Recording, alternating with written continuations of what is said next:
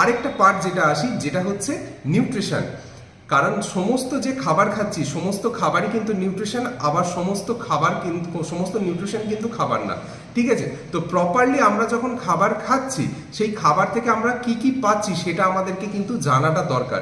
যেমন what is nutrition, পুষ্টি কি? তো পুষ্টি কিন্তু দু রকম ভাবে ভাগ করা হয়, একটা হচ্ছে ম্যাক্রোনিউট্রিয়েন্টস, একটা হচ্ছে মাইক্রোনিউট্রিয়েন্টস। ম্যাক্রোনিউট্রিয়েন্টসের মধ্যে কি কি পড়ে?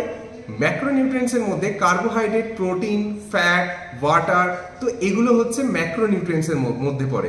আর মাইক্রোনিউট্রিয়েন্টসের মধ্যে কিন্তু পড়ছে ভিটামিন অ্যান্ড মিনারেলস, ঠিক আছে? তো ঠিক তেমনই কিন্তু আমরা যে প্রপারলি সারাদিনে খাবার খাচ্ছি, যেমন আমরা ভাত খাই, ভাত অনেকগুলো খাবারের অনেক রকমের প্রকারভেদ আছে, কারণ আমরা যে নিউট্রিশন পাচ্ছি, যে পুষ্টি আমরা অনেক জিনিস থেকে পাচ্ছি।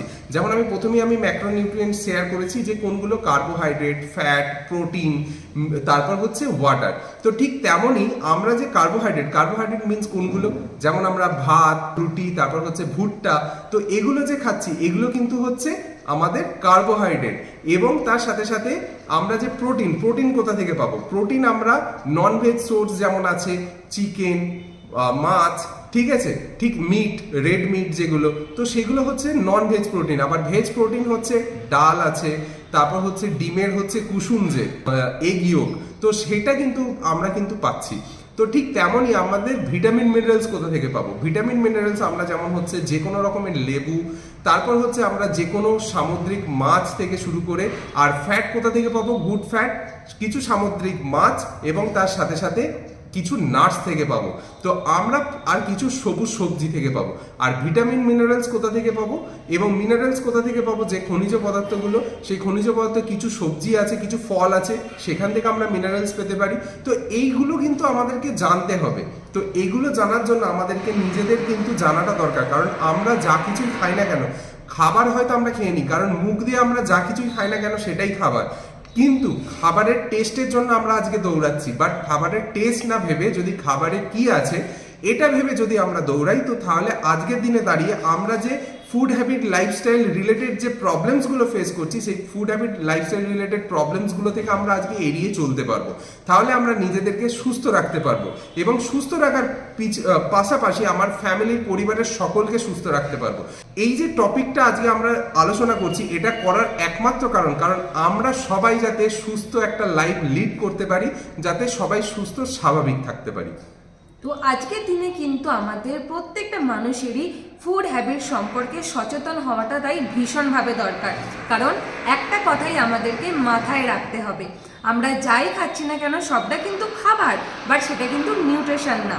নিউট্রিশন কিন্তু আমাদের বডিতে ভীষণভাবে একটা ইম্পর্টেন্স রোল প্লে করে। তাই আমাদেরকে খাবার কিন্তু বুঝে খেতে হবে, কারণ আমাদেরকে দেখতে হবে যে খাবারটা খাচ্ছি সেখান থেকে আমি পর্যাপ্ত পরিমাণে, যেগুলো অলরেডি কিন্তু শেয়ার করলো, ভিটামিনস, মিনারেলস, কার্বোহাইড্রেট, প্রোটিন, এগুলো আমরা পাচ্ছি কিনা। কারণ আমাদের বডি চালানোর জন্য অ্যাকচুয়ালি কিন্তু এইগুলোই প্রয়োজন। কারণ আমার শরীর বুঝবে না আজকে আমি কি দিচ্ছি আমার শরীরকে। অ্যাকচুয়ালি আমার বডির যেটা অ্যাবজর্ব করার দরকার আমার শরীরকে চালনা করার জন্য, সেগুলো কিন্তু বডি খাবার থেকে অ্যাবজর্ব করে নেবে, এবং যেগুলো প্রয়োজন নেই সেগুলোই কিন্তু বর্জ্য পদার্থ হিসেবে আমাদের শরীর থেকে বের করে দেবে। তাই আমরা যখনই খাবার খাচ্ছি না কেন সেটাকে আমাকে দেখে নিতে হবে যে আমি ঠিক খাবার খাচ্ছি তো আমার বডিকে চালনা করার জন্য। তো আপনারা সঠিক পরিমাণে খাবার বাছুন, কারণ খাবারকে বাছাটা খুবই দরকার আজকের দিনে।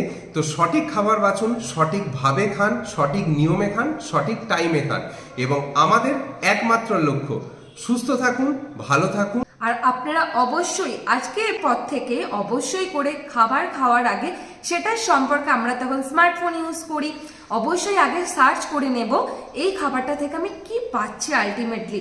এগুলোর সম্পর্কে যদি আমরা ছোট ছোট এই নলেজগুলো ফোনেতে স্ক্রল করে ভিডিও না দেখে আমাদের শরীরের জন্য যেটা দরকার সেটার সম্পর্কে সার্চ করি, এটাতে কিন্তু বেশি আমাদের শরীর ফিট থাকবে, আমরা অনেক বেশি এনার্জেটিক থাকবো, এবং তার সাথে খাবার যতটা আমাদের দরকার সেটাকে কিন্তু আমরা বুঝে খাবো। আজকের ভিডিও থেকে যদি আপনাদের অবশ্যই হেল্প হয়ে থাকে সেটা অবশ্যই কমেন্টস করে লিখে জানাবেন কতটা হেল্পফুল হলো আজকের এই ভিডিওটা, এবং তার সাথে কিন্তু লাইক, ফলো এবং শেয়ার করতে ভিডিওটা আপনার ফ্যামিলি মেম্বারদের সাথে একদমই কিন্তু ভুলবেন না।